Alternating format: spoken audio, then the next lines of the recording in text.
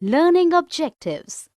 After studying this module, students will be able to understand the basic nature of a joint stock company, know the types of shares issued by a company, know the different accounting treatments for shares issued at par, premium or discount, define subscribed capital, understand the concept of forfeiture of shares, learn the concept of reissue of forfeited shares, learn how to prepare share forfeited account.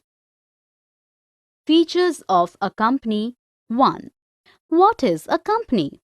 As per Companies Act 1956, a company incorporated or registered under Companies Act or any other earlier Companies Act. As per Chief Justice Marshall, a company is a person, artificial, invisible, intangible, and existing only in the eyes of law. Being a mere creation of law, it possesses only those properties which the charter of its creation confers upon it, either expressly or as incidental to its very existence. Features of a company. The features of the company that makes it different from other organizations are as follows. Voluntary association. Those who want to form a company can come together voluntarily to carry on the business. That is why it is called voluntary organization. Separate legal entity. A company's legal entity is different from its members. A company can hold and deal with any kind of property.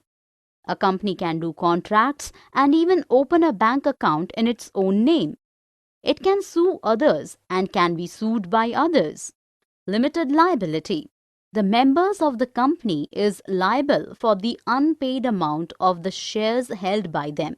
If the company is limited by guarantee, the liability of the members is limited to the guarantee given by them when the company is being wound up. Features of a company. 2. Perpetual succession. The company continues to exist even if there is a change in the membership, as we know that a company is an artificial person created by law. The death or insanity or insolvency of any member of the company in no way affects the existence of the company. Members may come and go, but the company continues. Common seal. As we know that a company is an artificial person and cannot sign its name by itself. So, we need to have a seal that acts as official signatures of the company. The document that does not contain the seal of the company is considered to be illegal. Transfer of shares. The shares of a company which is public limited can be transferred easily. We do not require any permission from the company or permission of any member of the company to transfer shares. But the articles of the company can tell the manner in which the transfer of shares will be made, may sue or be sued. A company can enter into contracts and can take legal rights against the others in case of any breach of contract. It can be sued or can sue by its name. Kinds of a company. There are two ways to classify a company. A. On the basis of liability of its members. B. On the basis of the number of members. Kinds of a company. On the basis of the liability of its members. On the basis of the liability of its members, a company can be divided into three categories.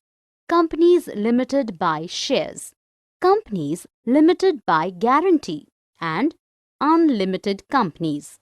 Companies limited by shares. In this case, the liability of a member is limited to the extent of the nominal value of the shares held by the members. Suppose the member pays off the full amount of his shares, then he is not liable to pay any amount to the company in spite of debts of the company. He does not need to pay any amount from his private property. Companies limited by guarantee.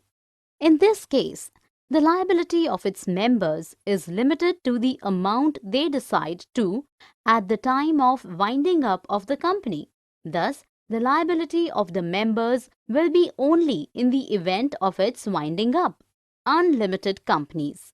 The unlimited company is the company in which there is no limit on the liability of its members. In this case, if the company's property is not enough to pay off its debts, then the private property of the members can be used for this purpose. In other words, the creditors have the right to claim their dues from its members. Such companies are not found in India, even though permitted by the Companies Act 1956. Kinds of a company. On the basis of number of members. On the basis of number of members, a company can be divided into two categories on the basis of number of members. Public company. A public company means a company which is not a private company, has minimum capital of 5 lakh rupees. On such higher paid-up capital may be prescribed and is not a subsidiary of a private company. Private company. A private company is the company which has minimum paid-up capital of 1 lakh rupees or such higher paid-up capital as may be prescribed by its articles. It restricts the right of transfer of shares. Must have at least 2 persons except in case of one-person company. Limits the number of its members to 200 excluding employees. Don't let the public to subscribe for any shares in or debentures of the company. Don't accept deposits from a person other than its members, directors and relatives.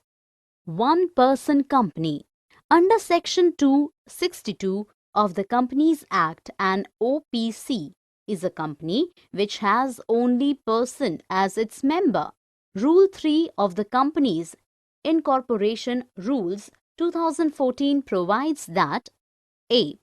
Only a natural person being an Indian citizen and resident in India can form one-person company.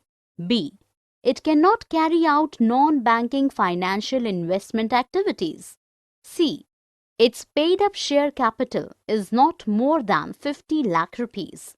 D. Its average annual turnover of 3 years does not exceed rupees 2 crores. Categories of share capital 1. In accounting, the share capital of the company can be divided into the following types. Authorized capital. This type of capital is the share capital which a company is authorized to issue by its Memorandum of Association. A company does not have the permission to raise the capital more than specified by Memorandum of Association. It is also called as nominal capital or registered capital. The nominal capital can be increased or decreased as per the procedure of the same mentioned in Companies Act. It is not necessary for the company to issue the whole authorized capital for public subscription at a time. In case of need, the company may issue share capital as per requirement, but it should not be more than the amount of authorized capital. Issued capital. It is the amount of capital which is actually issued to the public for subscription, including the shares which are allotted to vendors and the signatories to the company's memorandum. The authorized capital for which public subscription is not invited is known as unissued capital. Unissued capital may be offered for public subscription at a later date. Subscribed capital. The part of the authorized capital which is offered to public for subscription is called as subscribed capital.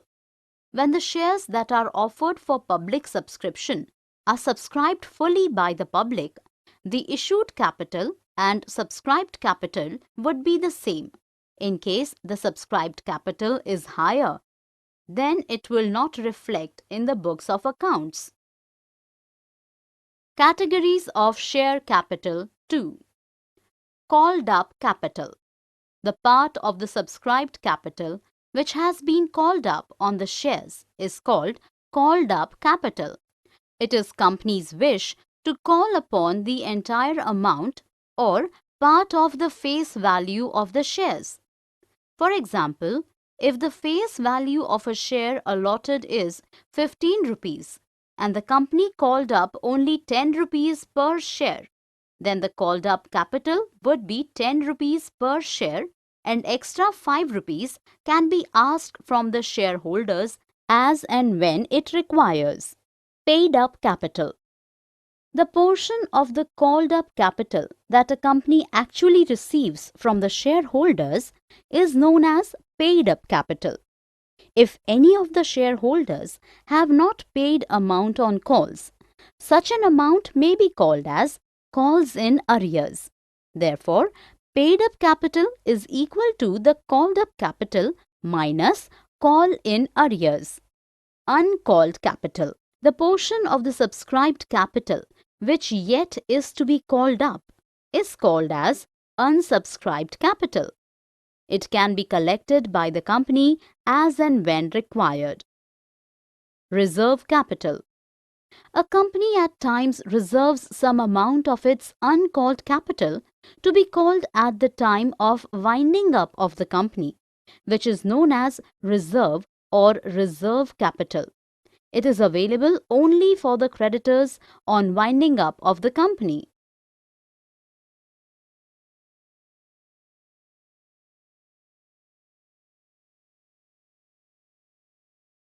Nature and classes of shares. What is a share?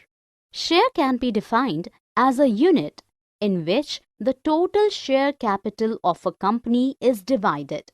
The person who contributes money to the company through shares is called a shareholder. As per Section 86 of the Companies Act, a company can issue two types of shares: preference share, equity shares. Preference shares. As per Section 85 of the Companies Act, a preference share is one that fulfills the following conditions. A. It carries a preferential right to dividend before paying the dividend to equity shareholders. B. It carries a preferential right to get capital payment before any payment made to equity shareholders at the time of winding up of the company. A holder of the preference shares has the right to participate in the surpluses of the company, fully or to a limited extent, as prescribed by Memorandum of Association. These shares can be redeemable or irredeemable, cumulative or non-cumulative, or participating or non-participating. Equity shares. According to Section 85 of the Companies Act, an equity share is one which is not a preference share. The shares that don't have any preferential right of payment of dividend or repayment of capital are termed as equity shares. The equity shareholders are entitled for the distributable profits of the company after giving the dividend to the preference shareholders. The dividend which is given to equity shareholders may vary depending upon the amount of profits available for distribution. Steps in the procedure of share issue. 1. The amount on a company's shares can be gradually collected in easy installments spread over a period of time depending upon the growing financial requirement of a company. The first installment is collected while accepting the application, and that's why known as application money. The second on allotment, termed as allotment money, and the remaining installment are termed as first call, second call, and so on. The word final is suffixed to the last installment. Steps in the procedure of share issue. Issue of prospectus. Prospectus is a way of giving information about the company to the public. Through prospectus, a company invites the public for investing and making them aware of the existence of the company. It provides complete information about the company and the way money is to be collected from the investors. Receipt of applications. When people are invited through prospectus, then the investors who are willing to subscribe the share capital of the company would make an application along with the application money and deposit the same with the scheduled bank as mentioned in the prospectus. The company should get the minimum subscriptions within 120 days from the date of issue of the prospectus. If the company fails to receive the same, the company cannot proceed for the allotment of shares, and application money should be returned within 130 days of the date of issue of prospectus. Steps in the procedure of share issue. 2. Allotment of shares. In case of minimum subscription received, the company may go ahead for the allotment of shares after fulfilling certain other legal formalities. Letters of allotment will be given to those whom the shares have been allotted, and letters of regret to those to whom no allotment has been made. When allotment is made, it generates a valid document between the company and the applicants who now become the shareholders of the company. Shares of a company can be issued at par or at premium price.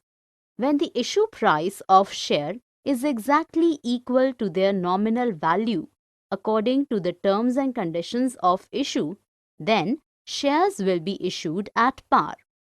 When the shares of a company are issued more than its nominal value, face value, the excess amount is called premium. Accounting treatment on application. The money paid as installments shows the contribution to share capital and should be credited to share capital. However, to avoid inconvenience, initially individual accounts are opened for each installment. All money received along with application is deposited with a scheduled bank in a separate account opened for the purpose. Accounting treatment of allotment. When a company receives minimum subscription and certain legal formalities on the allotment of shares have been duly done, the directors of the company proceed to make the allotment of shares. The allotment of shares implies a contract between the company and the applicants, who now become the allottees and have the status of shareholders or members. Journal entries with regard to allotment of shares.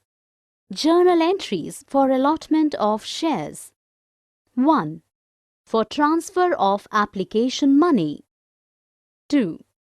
For money refunded on rejected application. 3. For amount due allotment. 4. For adjustment of excess application money. 5. For receipt of allotment money.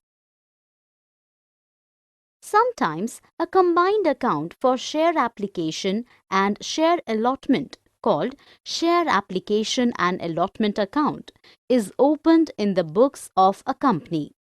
When a combined account is maintained, journal entries are recorded in the following manner. 1. For receipt of application and allotment. 2. For transfer of application money and allotment amount due. 3. For money refunded on rejected application.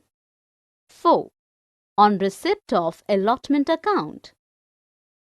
Accounting treatment for on-calls. Calls play an important role in making shares fully paid up and for realizing the full amount of shares from the shareholders. If the shares are not fully called up till the completion of the allotment of shares, then the directors have the right to ask for the balance amount on shares as and when they decide about the same. 2 points should keep in mind regarding the call on shares. The amount on any call should not exceed 25% of the face value of shares. There must be an interval of at least 1 month between the makings of 2 calls unless otherwise provided by the Articles of Association of the company. Journal entries with regard on-call shares. Journal entries for on-call shares. 1. For call amount due. 2. For receipt of call amount. Please note that the word first, second or third must be added between the words share and call in the share call account depending upon the identity of the call made.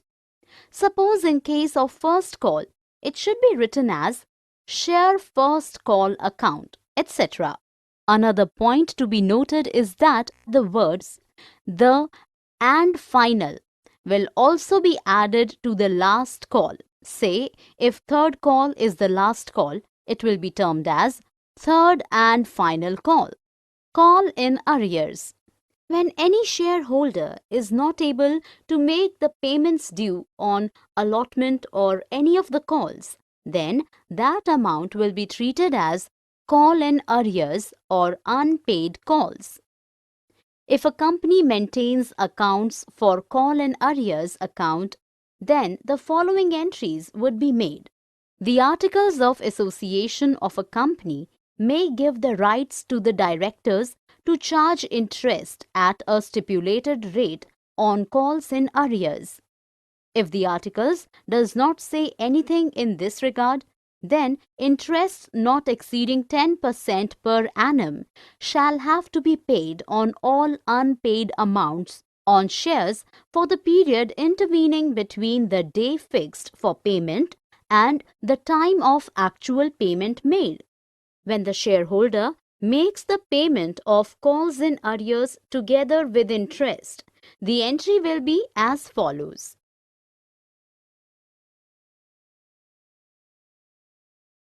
Call in advance. At times, shareholders pay a part or the whole of the amount of the calls which are not made by the company. The amount which is received from the shareholders in advance is known as calls in advance. The amount received in advance is a liability of the company and should be credited to call in advance account. The amount received as call in advance will be adjusted towards the payment of calls when they become due. The journal entries for the calls in advance would be: when the calls become due, then the entry would be done as follows. Calls in advance account is shown as a separate item under the title Equity and Liabilities in the company's balance sheet, under the head Current Liabilities, under Other Current Liabilities. If mentioned in the articles, to pay interest on call in advance from the date of its receipt up to the date when appropriate call is due for payment. The entry would be done as follows. For payment of interest, for interest due, for interest paid. Oversubscription. At times, there are situations when applications for more shares of a company are received than the number of shares offered to the public to subscribe. Generally, it happens in the case of a well-established company or the companies which are financially strong, and is called as a case of oversubscription. Oversubscription. In case of oversubscriptions, 3 alternatives are available with the directors to deal with the situations. 1. They can accept some applications in full and reject other applications. In that case, the application money received on rejected applications may be fully refunded. The journal entries will be done as follows. 1. Money received on application. 2. Transfer of application for money. 3. For amount due on allotment. 4. Allotment money received. 2. When the directors choose to make a called pro rata allotment. In this case, the excess application money received is adjusted against the amount due on allotment. In case the excess application money received is more than the amount due on allotment of shares, such excess amount may either be refunded or credited to calls in advance. The journal entries in this case would be 1. For application money received. 2. Transfer of application money to share capital and the excess application money on shares credited to share allotment account. 3. Amount due on allotment. 4. Allotment money received after adjustments. 3. When the application for some shares are rejected directly and pro rata allotment is made to the remaining applicants, the money on rejected applications is refunded and the excess application money received from applicants to whom pro rata allotment has been made is adjusted towards the amount due on the allotment of shares allotted. Under subscription. Under subscription is that situation where number of shares applied for is less than the number for which applications have been invited for subscription. For example, a company offered 3 lakh shares for subscription to the public, but the applications were received for 2,90,000 shares only. In such a situation, the allotment will be confirmed to 2,90,000 shares and entries shall be made accordingly. Issue of shares at premium. Issue of shares at premium means issuing shares at the amount more than the par value. When a share of the nominal value of rupees 100 is issued at rupees 115, it is said to have been issued at a premium of 15%. When the company issues share at premium, then it can call the premium amount at any point. The amount of premium is credited to a separate account called Securities Premium Account and is shown under the title Equity and Liabilities of the company's balance sheet under the head Reserves and Surpluses. Purpose for which premium can be utilized. A. To issue fully paid bonus shares, not more than unissued share capital. B. To write off preliminary expenses of the company. C. To write off expenses like commission paid, discount allowed, etc. D. To pay premium on the redemption of preference shares. E. To purchase own shares. For premium amount called up with application money, premium amount called with allotment money, premium amount called with call money. Issue of shares at discount. There are many situations when a company issues shares at a discount, means amount less than the par value of share. Suppose a 120 rupees share of company is issued at a price of rupees 100. A company cannot normally issue share at discount. It can only issue shares on discount in the case of reissue of forfeited shares. Issue of shares for consideration other than cash. There are cases when a company makes an arrangement with the vendors from whom it has purchased assets, in which the vendor accepts the payment in the form of fully paid shares of the company issued to them. Normally, no such cash is received for issue of shares. These shares can also be issued either at par, at premium, or at discount. and the number of shares to be issued will depend upon the price at which the shares are issued and the amount payable to the vendor. The formula to calculate the number of shares that are issued to vendor is given here. Forfeiture of shares. At times, it happens that some of the shareholders fails to pay installment money or call money. In that cases, a company can forfeit their shares, which means company can cancel their allotment. When shares are forfeited, all entries relating to the shares forfeited, except those relating to premium already recorded in the accounting records, must be reversed. Forfeit of shares. Journal entry for forfeiture of shares. Forfeit of shares issued at par. It may be noted here that when the shares are forfeited, all entries relating to the forfeited shares will be reversed except the entry relating to share premium received. Forfeiture of shares issued at premium. If shares are issued at premium and the amount of premium is realized fully, but some shares are forfeited because of non-payment of call money, then the accounting treatment will remain the same as we do when shares are issued at par. The securities premium account is not to be debited at the time of forfeiture if the premium has been received in respect of the forfeited shares, and the amount of forfeiture shall be excluding premium amount.